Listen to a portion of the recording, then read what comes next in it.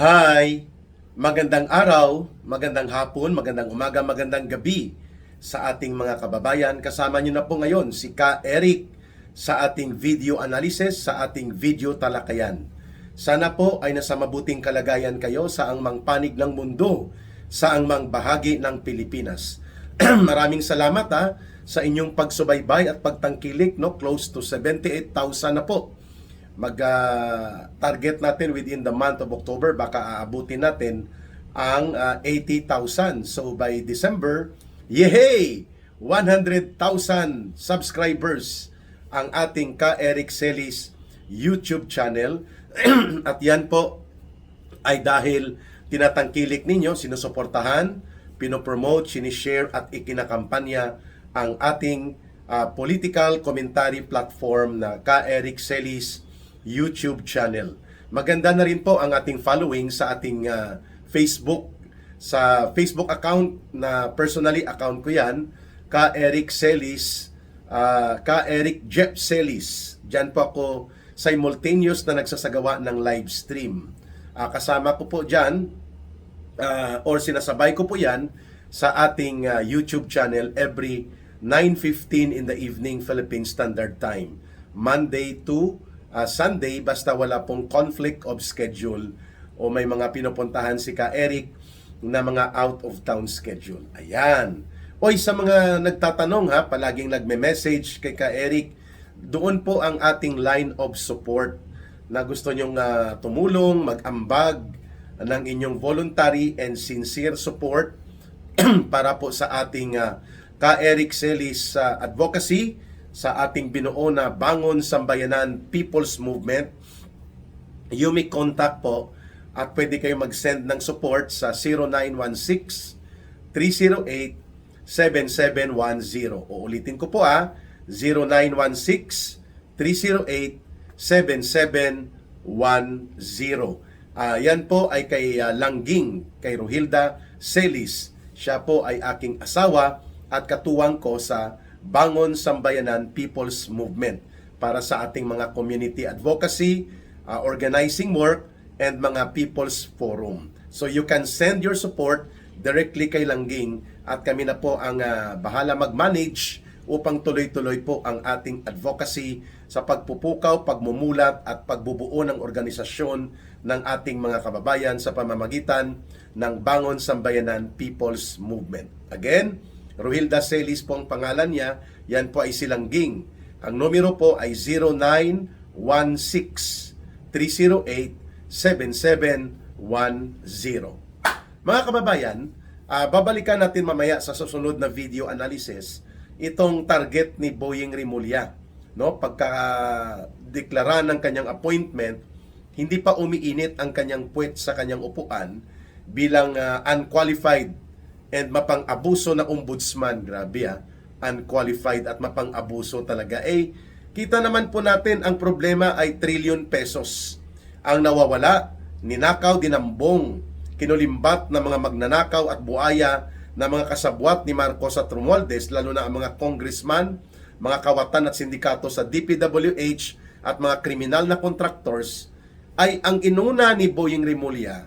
Hindi pa umiinit ang puwet niya sa kanyang upuan bilang unqualified at bilang abusado na ombudsman, tinarget na niya si Vice President Sara Duterte. Anong tawag natin dyan? Kolokoy. Tarantado talaga ang kanilang katarantaduhan talaga itong appointment na ito. Balasubas talaga itong bagong ombudsman na ito na itinalaga ni Marcos.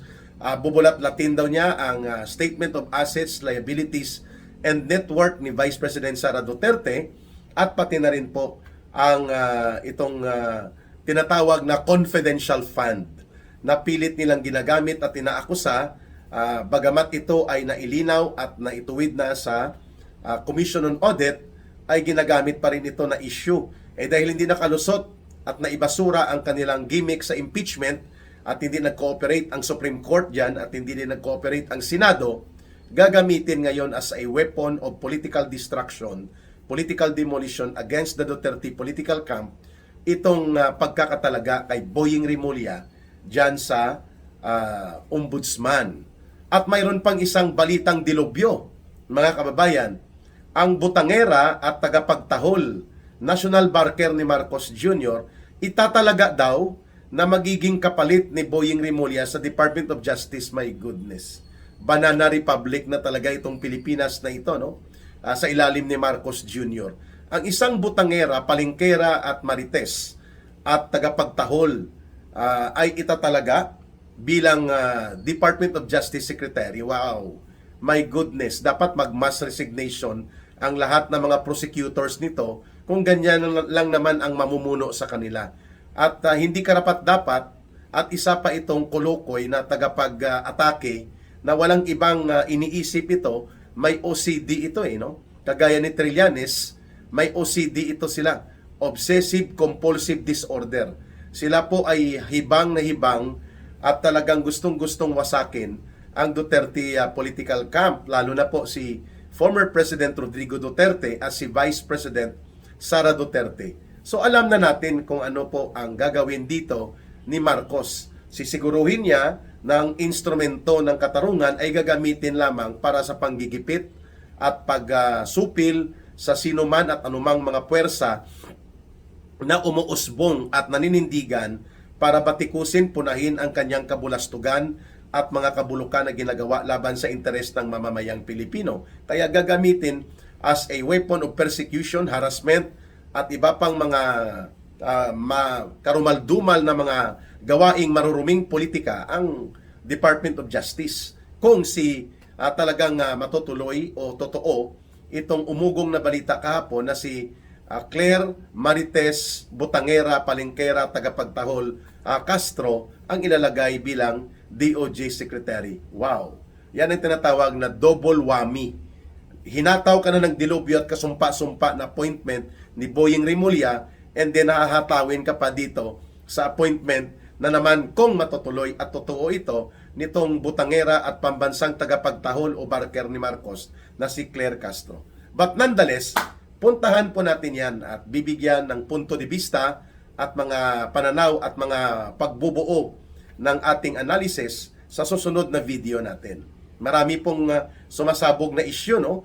Kagaya nito ngayon may nag-message kay Ka Eric na ang pagkakaroon ng budget cut, yung pagtanggal ng AFP modernization budget na 18 billion pesos, pasimuno si Romualdez at si Saldico at binula-bula nila sila Bronner at iba pa mga general at pamunuan ng AFP sa pagbibigay ng 200 pesos per day. Additional na allowance daw sa mga sundalo. Pero 18 billion pesos po ang tinanggal, ni-realign at ginamit sa flood control projects at mga pandarambong. At ang SESTE, pinayagan ni Marcos Jr.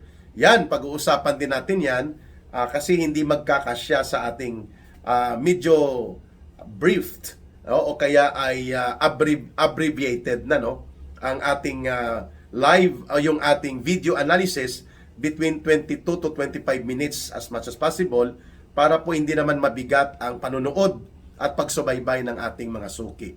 So pag-usapan din natin po yan, itong totoo na panluloko at grand scheme ng pagmanipulate nila Romualdez at Marcos sa Armed Forces of the Philippines. Gamit po itong AFP Modernization Program na tinanggalan ng budget ng mga almost 18 billion or mahigit 18 billion pesos at pinrioritize ang pinagnanakaw at mga dinambong na flood control at mga iba pang realignment sa budget na ginamit para sa panunuhol sa impeachment at ganon din po sa pagpapadukot kay Pangulong Duterte at pati sa pandarambong ng pagtiba-tiba ng kanilang bulsa ng mga kawatan na politiko sa kumpas ni Marcos at Romualdez. Isinakripisyo po ang Armed Forces of the Philippines. Okay, ito po ang main topic natin. Si Marcos Jr. sa kanyang podcast o kanyang social media platform, nagpahayag ng isang nakakagulat at nakakagalit na pahayag na ang kanyang consultant ay patay na, isang patay na tao. Sinabi niya na baka mawirduhan kayo o ma-creep out kayo sa akin, patuloy ko at regular na kinakausap daw niya ang kanyang tatay, ang namayapang diktador na si Marcos Sr. Mantakin nyo yan.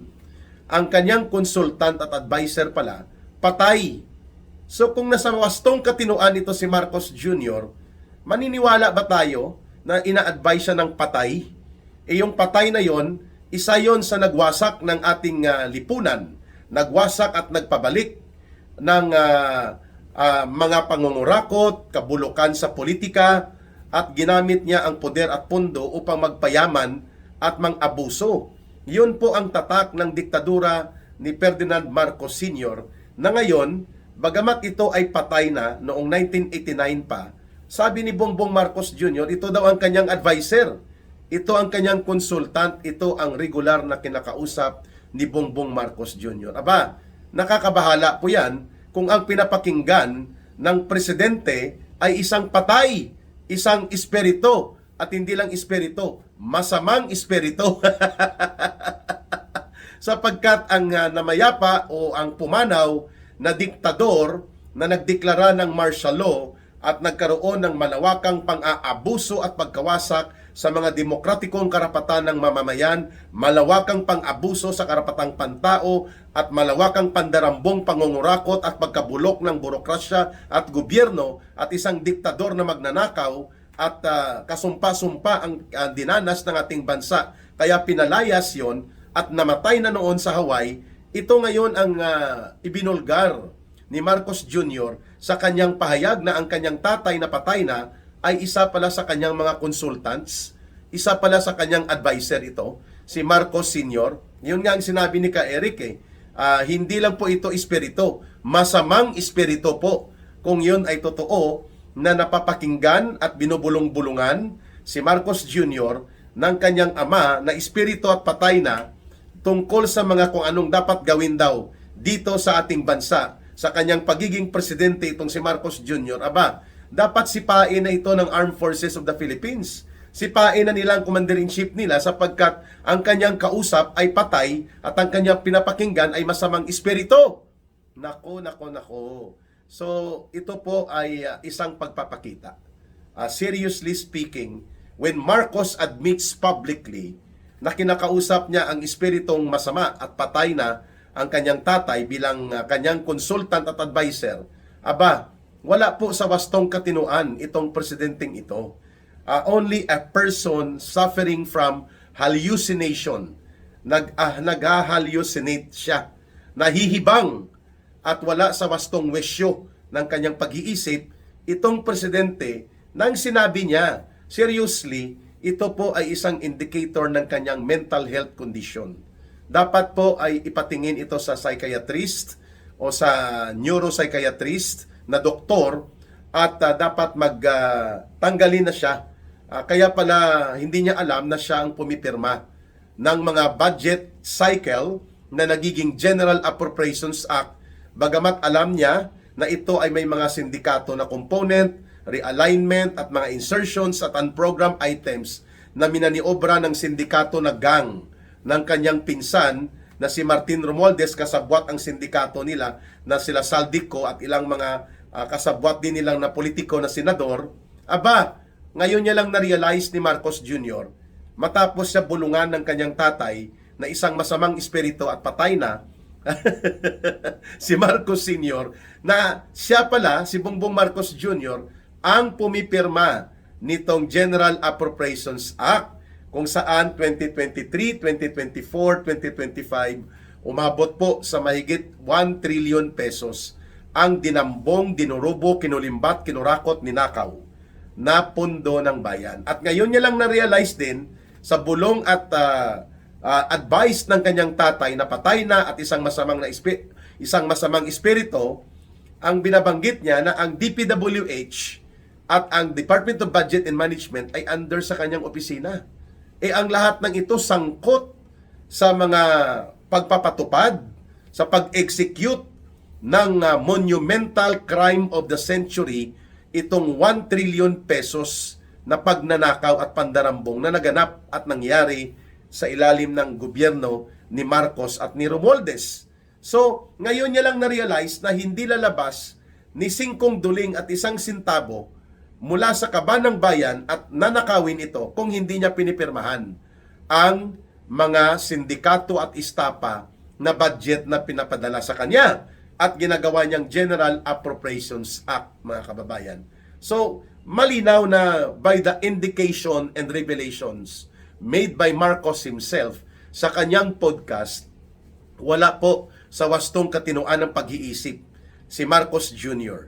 Not because kumpirmado, pero alam naman ng taong bayan yun na siya po ay mayroong chronic abuse of illegal drugs. Pag sinabing chronic, mahabang panahon, tuloy-tuloy, na inire-report na siya ay nag-aabuso, gumagamit, nagdudurog ng droga na illegal, particularly ang cocaine, according to the revelations of Miss Cathy Binag, according to revelations ng kanyang kapatid mismo. Tanggap yan ni Senator Amy Marcos na addictos ito si Marcos Jr. Kaya nga, ang kanyang state of mental health, ang kanyang mental health condition ay delikado.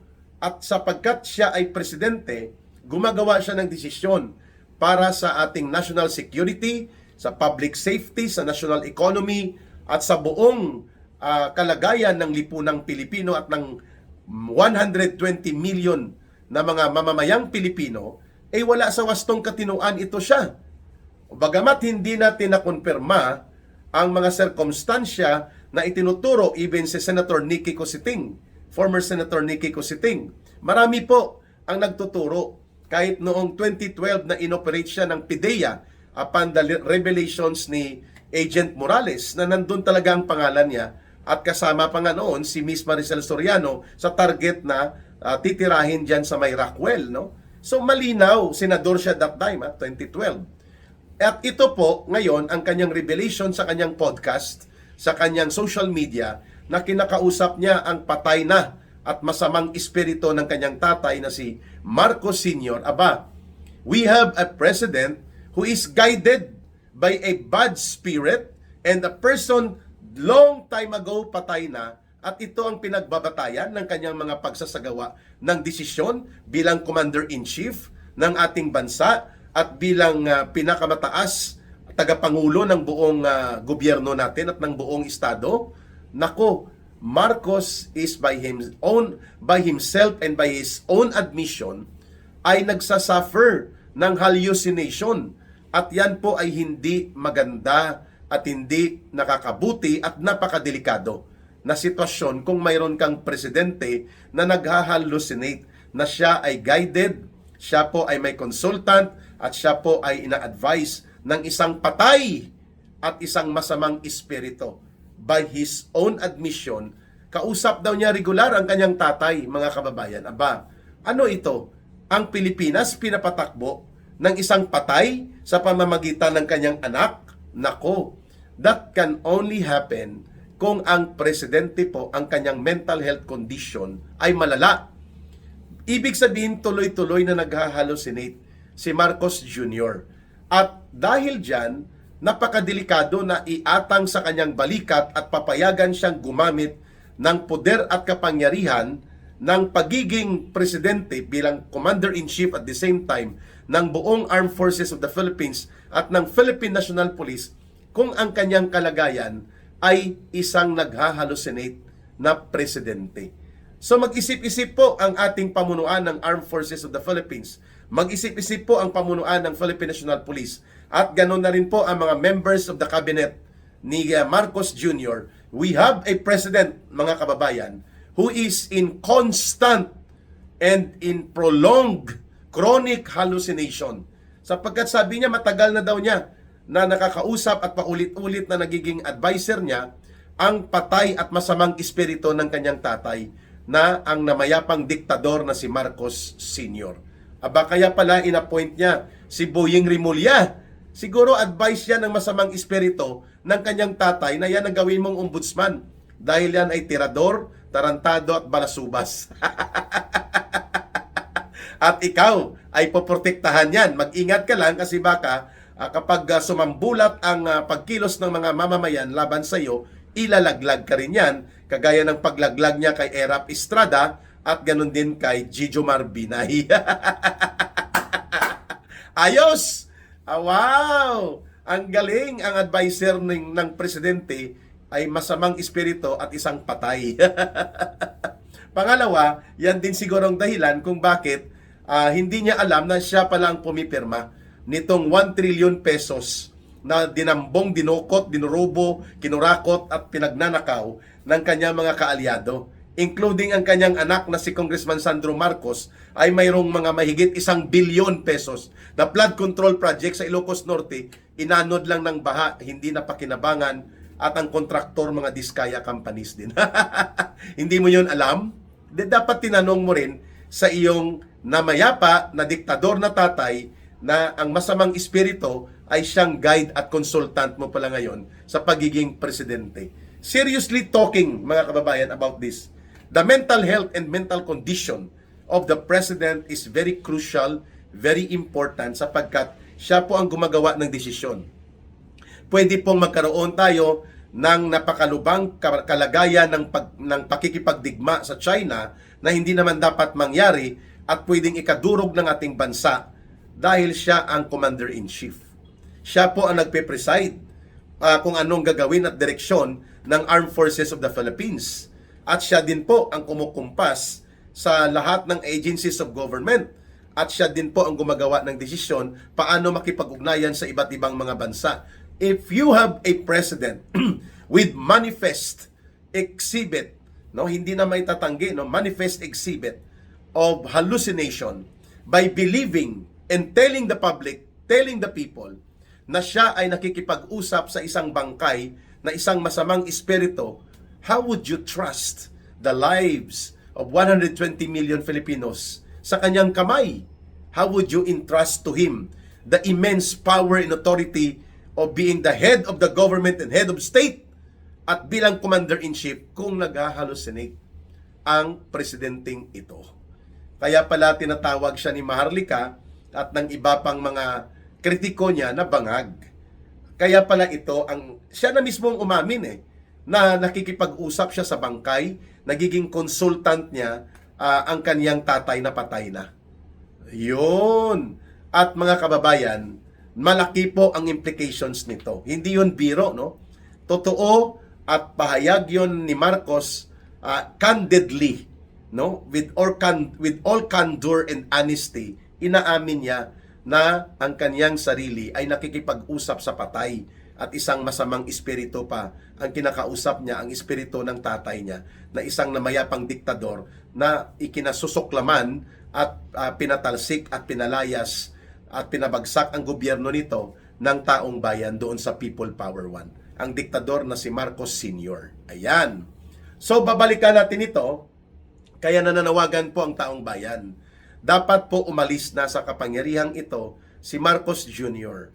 at nararapat po na siya ay tanggalin na sa mapayapang paraan, at ang pinakamabilis po dyan is ang magdeklara lang ng withdrawal of support to the Commander-in-Chief kay Marcos, ang AFP. Susunod na yan ang PNP, matatapos na po itong ating mga nararanasan na kaguluhan, malalim na problema sa pandarambong at pangungurakot, pagkabulok at pagkalugmok ng burokrasya at gobyerno, at ang pagkalugmok ng buong ekonomiya at lipunang Pilipino. Kapag natanggal po si Marcos Jr., magkakaroon tayo ng peaceful, constitutional, and legal succession to power sa pamamagitan po ng nakasaad sa saligang batas that when the president, the incumbent president, becomes incapacitated by way of sickness or namatay sa pagiging during the time of her incumbency, his or her incumbency, namatay, nag-resign, o kaya na-impeach, o kaya pinalayas ng taong bayan, the succession of power is defined by the Constitution that it will be the Vice President. We cannot afford any minute any longer to have a president na napakadelikado ng kalagayan ng buong bansa, ng buong mamamayang Pilipino at ng sambayanan at lipunang Pilipino at buong ekonomiya at buong seguridad natin sa isang naghahalucinate at sa isang presidente na mayroong malawak at malapad at mabigat na mga kapangyarihan at poder at resources na ang kanyang pinaniniwalaan, ang kanyang advisor, ang kanyang consultant ay isang masamang espiritu ng isang patay na tao na kinasusuklaman at pinatalsik pa ng mga mamamayan. Marcos Jr., by his own admission publicly, is suffering from hallucination. He needs immediate, serious, professional, medical help and support. Kaya dapat umalis siya at paalisin siya bilang presidente. Otherwise, sasabog ang buong bansa at magkakaroon ng malawak na kaguluhan at ikakalugmok ng napakalubha ng buong lipunang Pilipino. Kung magpapatuloy ang gobyerno ni Marcos na mayroong nag-hallucinate, wala sa wastong katinuan at hindi matama at matuwid ang wisyo at ang kanyang pinakikinggan, ang kanyang kinakausap at nagbibigay ng guidance sa kanya, my goodness. Isang patay na may masamang espiritu. Ang diktador at tatay niya, well, of course, it's hard to believe that. Only a person hallucinating sa kanyang katinuan at kaisipan ang magsasabi na ang kanyang guide at consultant at advisor ay ang bangkay o ang patay at ang masamang espiritu ng kanyang tatay, na isang diktador at napakasamang gobyerno during their time. Kaya nga pinalayas ng mga mamamayang Pilipino.